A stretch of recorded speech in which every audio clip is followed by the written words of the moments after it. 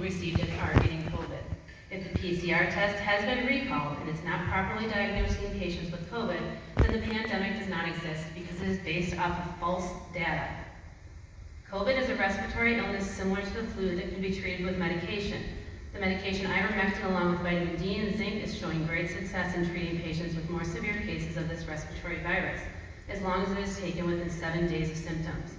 Why would a government and medical system fight against treatments that are available? I'll tell you why.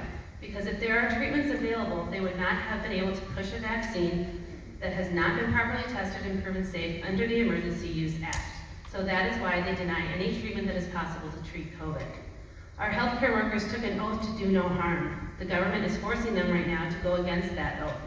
Just like the government is forcing our schools to do what is in the best interest of our children, with threats of taking away funding. That, by definition, is a tyrannical government. Why are you not standing up for us as parents and our children? Masks do not work. There are multiple peer-reviewed studies that show masks do not work.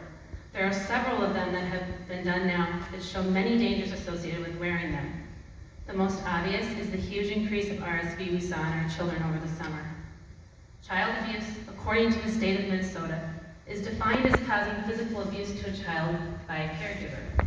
You are our children's caregivers when they're in school. When you make it difficult for them to breathe, that's child abuse. The reason why peer-reviewed studies are so important is because science is often bought and paid for by the very drug companies that are trying to sell the products. The largest financial contributor to the American Academy of Pediatrics is Pfizer. Pediatricians are given yearly bonuses by the drug companies to maintain vaccine quotas in their practices. When we ask ourselves why this is happening, the answer is always the same: money. We are living in a world where all of our sacred institutions are being controlled by corrupt government overreach and money. If an individual believes that masks work and it keeps themselves safe, they have a right to wear that mask. However, individuals have a right not to be forced to do something medically that they don't agree with. You do not have a right to force our children to wear a mask every day just to go to school. Your job is to represent the parents. You are not representing the parents. You are representing a dictatorship in our government that has created a false narrative. There is a concern that the schools are being paid to carry out these mask mandates. I would like to request under the Freedom of Information Act all financial documentation that the school district has received for COVID from the state and federal government.